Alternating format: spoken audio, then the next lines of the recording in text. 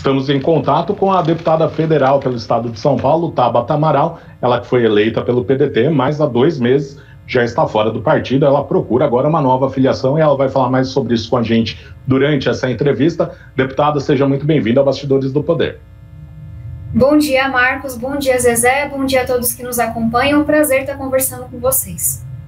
Deputada, até pegando nesse ponto, né, porque eu erroneamente falei que a senhora ainda estava no PDT no bloco anterior, então já fiz a correção que a senhora está sem partido. Eu queria que a senhora falasse sobre esse processo, né, de expulsão do PDT e também pegar um ponto... Não foi de expulsão.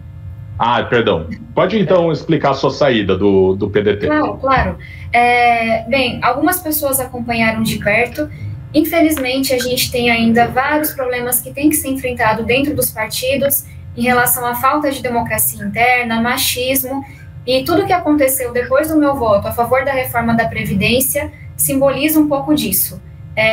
Eu ouvi diversas vezes que a política não era assim, que eu tinha que abaixar a cabeça, por mais que fosse incoerente a decisão de uma liderança partidária, por mais que aquela decisão não fosse democrática. E quando eu entrei na justiça, porque o partido, apesar de ter me ameaçado de expulsão, nunca teve coragem de fazê-lo, mas me tirou todos os espaços da Câmara, quando eu entrei na justiça, veio o reconhecimento do Tribunal Eleitoral, inclusive em um dos votos de que houve sim violência política de gênero, de que os ataques e ameaças que eu sofri tinham um cunho machista, porque, sendo muito sincera, a discordância de uma jovem mulher é vista como desobediência por pessoas que estão acostumadas a mandar. Então, é recente essa decisão. Eu estou agora conversando com vários partidos, mas como até a gente falava alguns minutos atrás, no intervalo, tentando entender como que esses partidos vão se posicionar nas eleições de 2022. Para mim é muito importante estar num projeto viável, que ofereça resistência a toda a corrupção e a tudo que a gente vem vendo de tão criminoso no governo Bolsonaro, contra a vida, numa atuação desastrosa contra a pandemia. Enfim, um governo que nada me representa.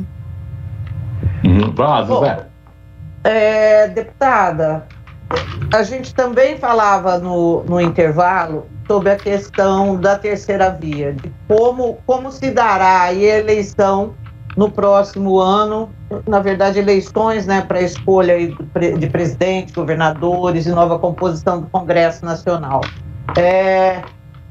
Como que a senhora vê o encaminhamento de uma terceira via para disputar em condições de vencer o ano que vem?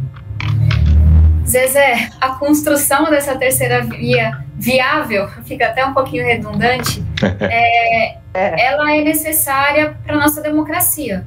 A gente está diante de um governo, falando do governo Bolsonaro, que se mostra não só desumano, mas também criminoso, também corrupto, e a CPI da Covid vem mostrando coisas absurdas que justificam, que nos explicam o porquê do Brasil ter começado a vacinação de forma tão tardia, o porquê terem conduzido a pandemia como conduziram, e nesse momento eu trabalho todos os dias para que a gente tenha essa alternativa para o nosso país, porque eu entendo que é preciso sair dessa polarização para que a gente possa, de fato, derrotar todo o autoritarismo e toda a desumanidade que são representados pelo governo Bolsonaro. Simples não é, porque não vai ter projeto viável se ele for apenas de esquerda ou se ele for apenas de direita. A gente vai ter que encontrar uma maneira de colocar na mesa o que é que nesse país pode unir da centro-esquerda até a centro-direita.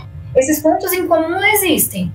Você olhar para o desemprego, para a inflação que estão aumentando a cada dia, você olhar para a desigualdade, para a pobreza que aumentaram na pandemia, você colocar a pauta do meio ambiente, a pauta do combate à corrupção. Eu acredito que essas pautas podem se unir da centro-esquerda à centro-direita, mas acho que muita coisa vai acontecendo nos próximos meses e cabe a mim, enquanto alguém que, enfim, que entende a complexidade do momento, trabalhar para que essas pessoas que já foram adversárias no passado, que têm visões de mundo diferentes, possam conversar e colocar na mesa o que é que nos une nesse momento. E até uma pergunta mais ampla.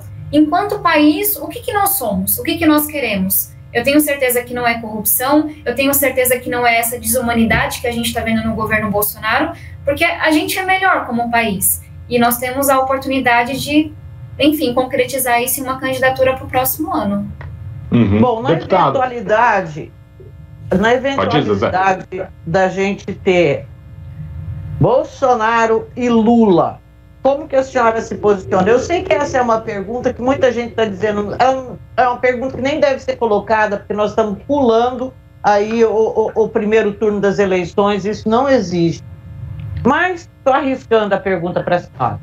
Não, tá certo. Zezé, vou trabalhar todos os dias para que a nossa opção enquanto país não seja Lula e Bolsonaro.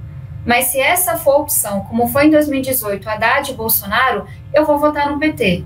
E faço esse voto não por uma concordância com tudo que o PT fez no governo ou com tudo que representa, mas com uma discordância muito profunda que eu carrego desde 2018 contra tudo que o governo Bolsonaro representa.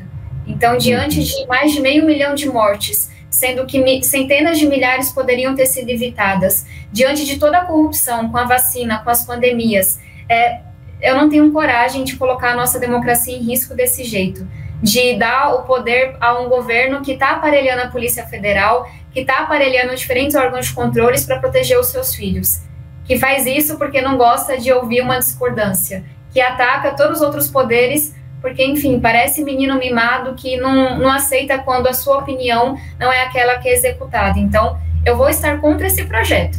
Mas, de novo, eu acredito que para o nosso país, para a gente poder avançar, é muito importante sair dessa polarização. Então, vou trabalhar para que não seja essa escolha posta a toda a população brasileira. Deputada, a senhora, quando eleita, né, talvez até mesmo por ter sido eleita pelo PDT, trouxe para a esquerda em geral uma esperança de renovação. A senhora, eu acho que muita gente colocou muita expectativa, colocando a senhora como uma deputada de esquerda, né, esperando que os votos seguissem toda aqueles posicionamentos clássicos, né, da esquerda. E recentemente a gente teve a questão da privatização dos Correios, em que a senhora se posicionou favorável, né, à privatização, indo contra uma bandeira de esquerda que é ser contra as privatizações. E isso acabou surgindo nas redes sociais, a senhora foi massacrada, principalmente por petistas, pelo pessoal do PSOL, e até eu cheguei a falar aqui na semana passada no Bastidores do Poder, que eu acho engraçado, que de repente parece que para o PT e para o PSOL, o PDT é um inimigo, o PDT do Ciro, né, o Ciro e a senhora também acabam sendo, mesmo que a senhora não esteja mais no PDT, mas é uma figura que estava, né, relacionada ali, mas que acaba sendo um alvo, muitas vezes mais persistente, eles atacam mais a senhora e até o Ciro Gomes também, do que o próprio presidente Bolsonaro. Eu fico questionando, nossa, mas como assim, né? É uma pessoa que está mais próxima, o alvo é outro, o inimigo tem que ser outro. Assim como também eu vejo algumas pessoas mais do centro que preferem atacar o PT do que o próprio presidente Bolsonaro. Como a senhora lida, né, com essa questão? Na sua opinião, foi uma quebra de expectativa, que as pessoas de repente achavam que a senhora fosse uma esquerda com aquela mesma, aquele mesmo posicionamento de sempre, ou não? Que é uma pegação no pé que não deveria acontecer? Marcos, infelizmente, na política, muito do que dito que vai acontecer é uma disputa por poder, é uma disputa por espaço. E é isso que acontece. Por que as pessoas me atacam e, por mais que eu tenha discordâncias em relação ao Ciro, atacam o Ciro? Porque não querem perder o espacinho que tem na política. Então, a quebra de expectativa não foi em relação a mim, foi em relação ao próprio PDT, foi em relação a essa ideia de uma esquerda diferente. Eu me coloco, sim, no campo progressista, mas as pessoas que estão lá há décadas não querem essa renovação não interessa a elas.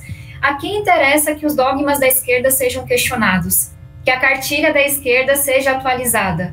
Então, eu fui para o PDT porque, olhando muito para a gestão do Ciro no Ceará, para as promessas de campanha, para um dos poucos candidatos que falavam na época da reforma da Previdência, eu achei que estava ali uma sementinha de uma centro-esquerda responsável, que olhava para a questão social com responsabilidade fiscal. E, infelizmente, isso requer muita coragem.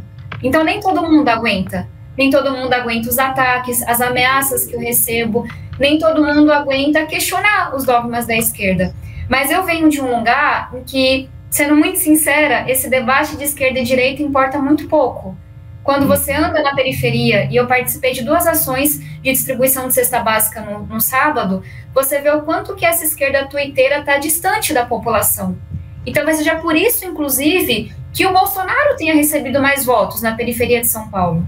Talvez seja por isso, inclusive, que essas pessoas olhem para a igreja como aquela que entende suas necessidades que o Estado não fala mais. Quanta gente falando dos Correios ou falando de qualquer outro serviço público, sendo que mora em Pinheiro, sabe? Mora na Vila Madalena e não tem ideia de como que é a realidade na periferia. Então, olha, requer muita coragem dizer, sou progressista, mas a gente tem que atualizar essas cartilhas sim. E falando um pouquinho da minha visão de Estado, que eu acho que é uma boa oportunidade, eu acredito em um Estado eficiente, nem inchado, nem mínimo.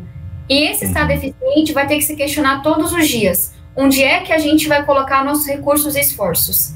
E a gente tem que ter uma análise crítica. A quem interessa tantas estatais para que você possa indicar a diretoria, para que você possa indicar cargos?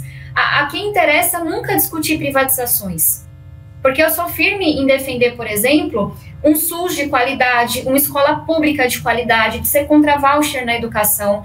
Mas, igualmente, eu me questiono, faz sentido que o Estado brasileiro tenha que colocar 2 bilhões de reais por ano nos Correios para que eles possam ser competitivos? Tirando esse dinheiro da saúde, da educação, como ia acontecer, eu acho que não faz sentido. Eu acho que faz sentido, como a gente colocou ali no projeto que foi aprovado, que a universalização do serviço seja garantida. Faz sentido que a gente proíba o fechamento de agências em áreas remotas. Agora, por que é o Estado que tem que executar todo esse serviço?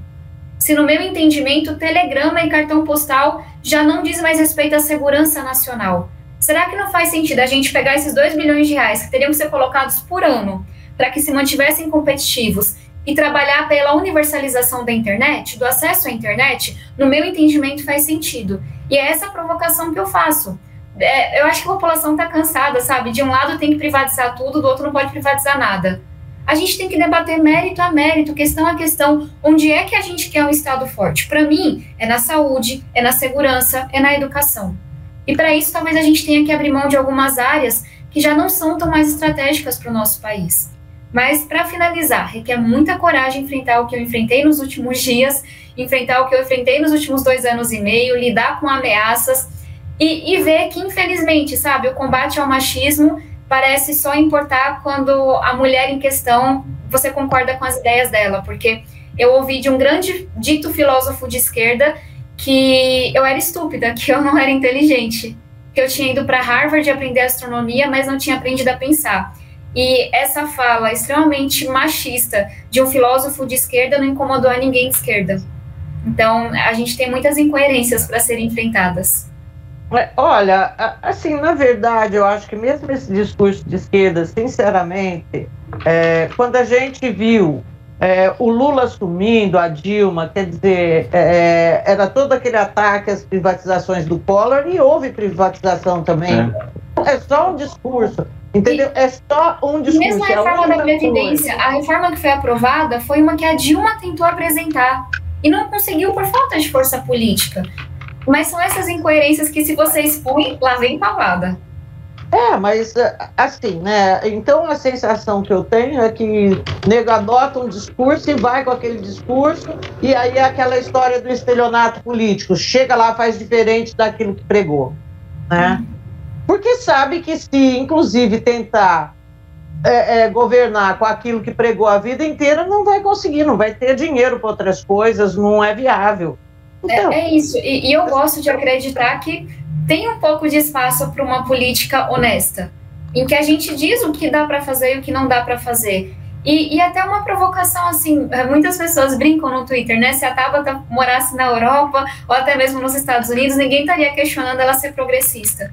Será que não está na hora tanto da direita também, tá? E a gente pode fazer essa crítica. Mas será que não está na hora da gente atualizar as cartilhas?